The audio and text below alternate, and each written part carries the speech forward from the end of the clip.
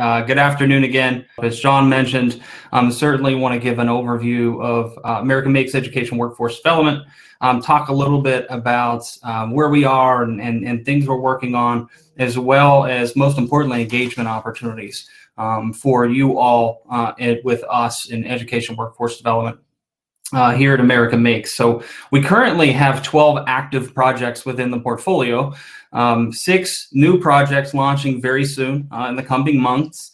We're very excited that in FY20, we've engaged over 14,000 folks within our portfolio in the educational workforce development work that we've done with some fantastic partners as well. And so running into, FY21, we're very excited that we have over a dozen first-time EWD stakeholders. So we're growing our engagement of those, over a dozen. 10 of those are members within American Makes. So definitely engaging the membership and leveraging the expertise that's out there within our membership as well. I definitely want to build from that, and you'll see here in a little bit when we talk a little bit about kind of our mission of what we do and how we do it. Certainly looking forward to that as well. So definitely growing, looking at working across institute as well. We have 2 new projects that are spooling up that will be working with sister institutes. So we're really excited for that work as well. And then working on 3 statewide projects and with about 7 national partners as well. And again, bringing those resources and assets and leveraging our membership and the expertise within the educational workforce development community out to those partners. And so highlighting for you here kind of our mission around this, and obviously I don't need to read the mission, but I do want to highlight some important things in there. Some of the first things you'll see in there is partnerships and collaborations. Some of the most key focus of our mission within education, EWD is commonly referred to, is really bringing, how do we bring national scope with local impact? And we only do that by engaging folks like everyone that's on the phone currently right now, and really saying, how do we bring in and identify and amplify some of those best practices within the industry? How do we then, amplify that within that local community? And we do that through collaboration. And we do that through making sure that the voice of both industry and defense is within and validated through that work as well. So you'll see all of that kind of in this mission. And again, our goal is to be a collaborator there. As John mentioned, catalyze, connect, and convene. That's really the spirit of what we do within the EWD portfolio, just the same way. So as we look here, it's really 4 big pillars. The first being defining, identifying, and executing requirements. And I'll talk a little bit about some of this. This really drives back to the roadmap work. And so we continue to drive, and it's taking a little longer than what we had hoped because we found more than we thought we had, which was really great. We actually have 114 of what we've mined back to 2012 assets in what we call the EWD library. And so we continue to mine those. We've aligned them to the roadmap. We've added verticals to the roadmap to make that more of a matrix, so we can also categorize where these happen in the educational workforce development space. Are they K-12, are they post-secondary, are they kind of within that 2 or 4 year degrees? Are they incumbent workers? Are they DoD specific? And so we've mined these 114 kind of books in the library, so to speak. And so now we're kind of going through and seeing to validate those, right? Do these really exist? Well, how much do we have? Are they tied up with background IP or licensing and those kind of things, just so we have awareness around those things as well. And so we continue to drive through that work, and then we continue to do the gap analysis that builds off of that. So we can see kind of through a heat map process of where we're strong and where we're weak, and where we can fill some of those gaps, or where we might have partners or even industry to fill that gap for us. And so again, our goal is not to say we have a solution for all of that, but the greater ecosystem, including all of you on the line with us today, have a solution for that. And so we did look at over 350 external organizations and kind of map them also to the roadmap, so we can really see some of those industry trends and industry gaps. So look for more of that to come out throughout this year as well, as we kind of go through and really finalize some of that data mining that we're doing within that requirements work. The second pillar here is really around industry recognized credentials. And so we're doing a lot of this work. You've heard a little bit about the Office of Naval Research MEEP program, Manufacturing Engineering Education Program. This is a large 3-year project, obviously validating 2 bodies of work around 2 very high-level certifications with SME, both in the Certified Manufacturing Technologists, Certified Manufacturing Engineers.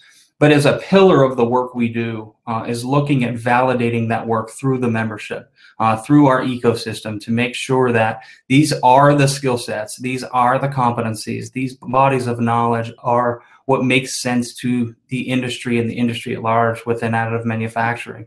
And so validating that work is very important, as by title, industry recognized credentials. And so that is a lot of the, it's one of the big pillars of what we do within the educational workforce development, work that we do. The tailored warfighter training, there's a number of times where we're asked specifically to deliver training within the DoD. And sometimes these are off-the-shelf programs. Most often these are custom tailored. And again, we're not delivering this training alone. We're doing this in collaboration with some great partners. And we have a number of these great partners in the meeting with us today, and we're looking to expand that certainly as we ramp up and do more and more of those trainings. To date, we've probably executed impacting over 500 DoD members doing some of this training that ranges anywhere from introductory training all the way through design for additive and those kind of things, just the same. But again, the goal here is building that first pillar of that mined resources so we can allow folks to guide through some of the best practices out there within our ecosystem and our membership, more importantly, and folks to have access to that. And then this last pillar, which you've heard a lot about already today, is around thought leadership. So when we talk about skills gap in advanced manufacturing, we talk about skills gap or the awareness gap specifically of how do we start changing perceptions? How do we, and it's something that's been talked about quite often. It's still there. And so I often talk about how do we bring that conversation to the dinner table? How do we bring that to the car on the way to soccer practice? How do we bring that to making sure that in the classroom when we have a 3D printer that we're talking about, what's a career in additive manufacturing look like, not just 3D printing a little widget? And so certainly driving to those kind of things and really engaging with national networks and national partners to amplify that message again through the work of America Makes and our membership and our ecosystem, just the same. This slide really highlights and focuses really on the community of collaboration. So when we look across that community, obviously you will see partners in here in industry, right? You will see partners in the industrial defense space. You'll see partners in the DoD. You'll see mainstream adults and K through 16, community colleges, post-secondary institutions. And so I'm very, proud and both excited to say that we have engagement across that entire network. And obviously all focused on different things. But when you heard earlier about the AMCPR project specifically, it takes a multifaceted approach to both build awareness and inspiration and then provide kind of that super highway for those students to on-ramp and off-ramp. And again, it's our goal just to promote where those opportunities are and be the connector to where those things can happen. And so sometimes we're leveraging, best practices that maybe have been built through the Institute. Other times it may be connecting to those best practices within the membership and within those local communities. And how can we be a partner to amplify that success or to help bring funding to those things to amplify that success and so forth. And so really excited around that. And we'll talk about a couple specific ways to engage around this. And so as we've spent the last year really doing some data mining around, the roadmap and creating kind of this matrix and adding kind of where in the continuum these things happen, it really started to, become evident to relaunch and kind of re-engage the advisory group specific to educational workforce development. And so the relaunch side was really, re-engaging on a repurpose. And so looking at how do we look at what's out in the ecosystem, what's within our library, assess those gaps, and assess a quality or a measure of quality against some of that. So when folks do reach out to the Institute or they are reaching out and they're looking for best practices in training, best practices in workforce development, best practices in educational outreach and those types of things, we can connect them to those best practices. And so that's a large driver for us specific to this advisory group. I would, put a call out to everyone. We've been working with a chair and a co-chair of the group on that kind of relaunch, but we're certainly collecting folks that would love to be engaged. We have kind of a growing list of folks that would like to be engaged on that advisory group to engage with us to kind of establish, kind of some of these, roadmap work along with this quality measure with some of these best practices. Again, both internal to our portfolio, but external as well.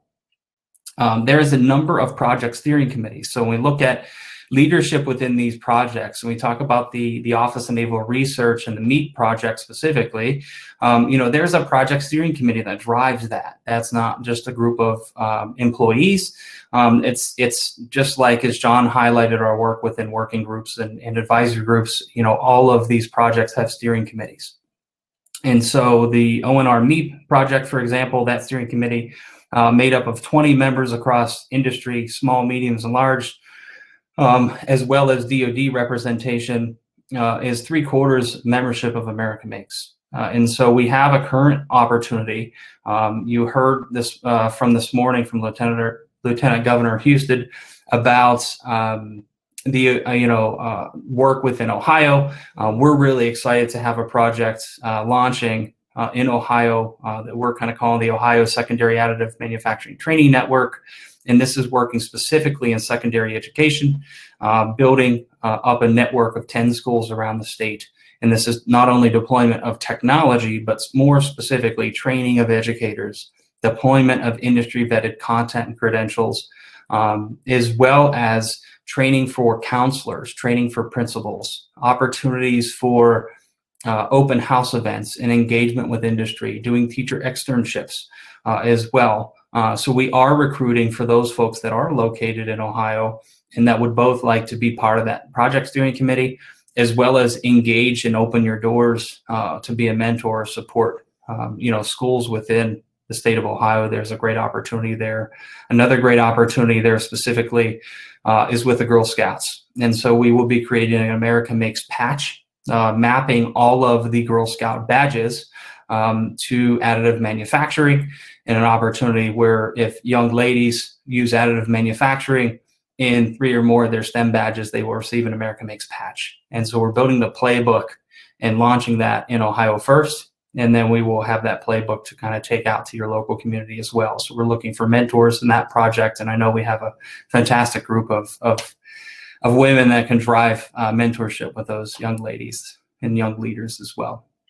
And that kind of leads into this local leadership side of things. So engagement and deployment of these assets and resources locally is a big part of that, right? And so we want to do our part in kind of educating and providing an opportunity to learn what books we have in our library and what's out there and what's good and those kind of things. And that's the important work of the advisory group specifically, is to validate that so that you all as members and partners in the greater ecosystem would understand what America Makes does have as far as assets, and how do we then leverage those to become resources locally in schools and community-based organizations, as well as post-secondary institutions or even companies as well. And then this last piece is collaboration and promotion. So obviously, highlighting successes, those kind of things. So we talk about the opportunity with AMCPR and the opportunity to reskill and upskill workforce. What a fantastic opportunity to have, folks go through that program and then get hired on, through an America Makes member company that also is looking for a workforce or looking for some talent as well. And so, highlighting that, as well as, reaching out and exploring collaboration on future proposals. We have done that in the past. We continue to do it. We've done it with a number of members where we've, have brainstorm sessions and whiteboarding sessions to look at, where do our missions collide? Where are there strengths that we can help and assist with? Again, to maybe take a program that's been very successful locally. How do we take and scale that across to multiple networks? Or maybe it's, work with Aaron and the great work in the satellite centers, and how do we, unplug something local and take it to that network as well? Or how do we, engage some of our national conversation, to amplify that message as well? some assets and resources that I think could provide some really kind of spur of the moment use cases immediately. The Office of Naval Research project that you've heard me talking about, 35 new e-learning classes will be created by the end of next year. 16 of those are live right now, meaning that they can be deployed. We're currently in a planning session. We have a full instructor-led training that's also been developed here as well. And that instructor-led training will be going live soon. So again, a great opportunity to access these coursework. The instructor-led training will be looking to move those virtual. So looking at potentially 3 instances of those. This will be optimizing for additive manufacturing. One of 2 instructor-led trainings, maybe looking at 3 instances that will exist with that. So if you're interested in those, again, keep an eye out for those announcements and sign up. We'd love to kind of get your feedback on those pilots as we kind of build those moving forward again. And so the additive apprenticeship is another great opportunity. So we've been working with, the past several years to build the first additive apprenticeship program. And we've done that in collaboration with a project led by the Robert C. Byrd Institute out of Marshall University in West Virginia. And so again, that framework was validated and built through the membership and partners within the ecosystem as well. And so we'll be holding a webinar coming up this November on deployment. So how do I what are the steps that I need to take to deploy that? And RCBI, they have a table here with us today and will tomorrow as well. But they have, resources. They have a large Department of Labor grant, to deploy that as well for the next year. So, if you're looking for a, great way to, build a robust system of apprenticeship within your organization, reach out. We'll be glad to help with that as well. You heard a little bit about the NIST AMCPR opportunity. We will have 1,000 scholarships going out to a course library of 24 courses that have been vetted and built through the ONR MEET project. We will also map those content to industry recognized credentials. We'll have about 85 or so no-cost industry credentials that will also be deployed under that project. Again, these are all access things that all of you as members in the larger ecosystem have access to. So feel free to reach out to us on that as well. We're also working on new micro-learning and e-learning digital modules. These are based and built to the digital badges that we did in collaboration with the Fab Lab Hub and Sarah Boisvert, who's again with us today as well. We're actually backfilling the badges now with content, and specifically dynamic e-learning content, so that schools and makerspaces have the opportunity to access industry vetted content here specifically. And then a brand new credential with NOCTI, who's the largest third-party credentialing body in the United States. And this is aimed towards early high school. So one of the gaps that we saw was being able almost to the on-ramp of additive. So looking at a cross-curricular approach to saying, what are those essential skill sets before I even were validated into, skill sets and competencies within additive. And so looking at things like measurement and quality and understanding manufacturing process and materials and logistics and all that kind of stuff, as well as how do I operate a 3D printer. And so we're excited to be kicking off that project and that work as well. You heard a little bit about the Ohio Secondary Additive Manufacturing Training Program. And so we will be developing new credentials from NIMS, which is a large national credentialing body. Again, this one specifically focused on post-processing metal parts. So NIMS is very well known for, machining as well as others certifications, industry recognized certifications. And so this was a, kind of a gap that we saw looking forward as we've heard from many stakeholders within the membership of post-processing parts. Specifically, you heard me talk a little bit about the new American Makes Girl Scout batch and the playbook that will come from that, specifically where we can deploy that across the U.S. And then that will also include a middle school recruitment toolkit. So how do schools talk to parents specifically about advanced manufacturing. How do they talk to students? Having access to a hands-on activity that they can deploy right in their own community as well. And then obviously, capitalizing on this EWD roadmaps work here as well. And you've heard me talk about the 114 internal projects and those kind of things. So more to come on that one as we begin to wrap up some of that initial validation work as well. Just wrapping out some subject matter expertise stuff. We will be putting calls out for subject matter experts. And again, for you folks that are on the technical minded side, we do look for subject matter expertise to validate these things for us. ONR MEEP, again, we have the second instructor-led training program that's currently being developed, so we're looking for that. We're also looking for engagement on the MEEP project specific to regional assessment within underrepresented groups or veteran-owned companies. So if you're fit one of those groups, certainly reach out to us, because we are looking for assessments on what are those hurdles and how do we overcome hurdles within education and workforce development within those groups. We talk about the NIST AMCPR. Again, we'll be putting a call out very shortly on subject matter experts for the development of the framework, the new NOCTI credential, as well as the the building of the body of knowledge within that. And then obviously we will have an identified need as we build out the micro e-learning modules. Again, we have frameworks, we have past work, we have the body of knowledge, but we want specific engagement from industry to make sure that anything that we create is built with that voice of industry as well. And then again, you heard me talk a little bit about the Ohio Secondary Additive Manufacturing Network and that focus on the new NIMS credential as well as the Girl Scout patch. And so again, all of these announcements will be coming out very soon in ways that you can engage. You can reach directly out to myself, and those kind of things just the same. So let's take a couple of these top two questions. They all voted up pretty quickly here in the last couple of minutes of your talk. The top one there is, what opportunities exist for academic partners to access educational materials for incorporation into their own course materials? Yeah, so one of the things that we're doing specifically with the roadmap work is mining that and aligning it to the roadmap. So when you look at our roadmap right now, you'll see 25 CTEs, you'll see all the 5 swim lanes.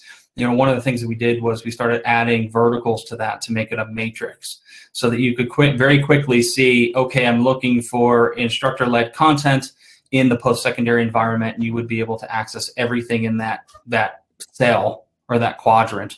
And so as we get further and further in that specific process, you'll be able to have kind of that roadmap of roadmaps, or at least the GPS function to say, where is all of this stuff within the digital storefront, and those hot links to get you to that content within the digital storefront.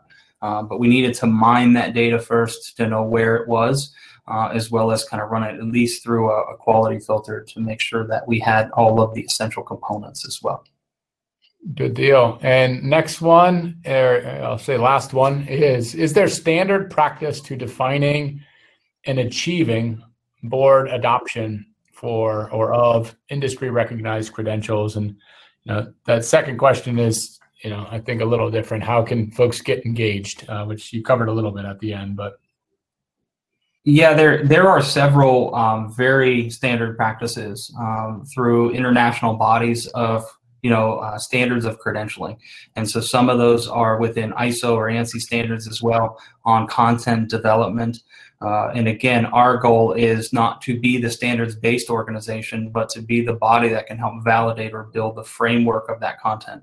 So to have the voice of industry and defense in that conversation to make sure that when those frameworks are developed or vetted, that we make sure the content matches the need that we see within membership. And then again, when you see all of these projects and you hear these things and you're looking to get engaged in these projects, certainly we do a lot of push out to you, call outs for SMEs and call outs for those things, but certainly reach out even to myself, even if you have an idea that you're looking to engage with us on, or you'd like an opportunity or those kind of things. We can certainly look at filling gaps within the roadmap with those.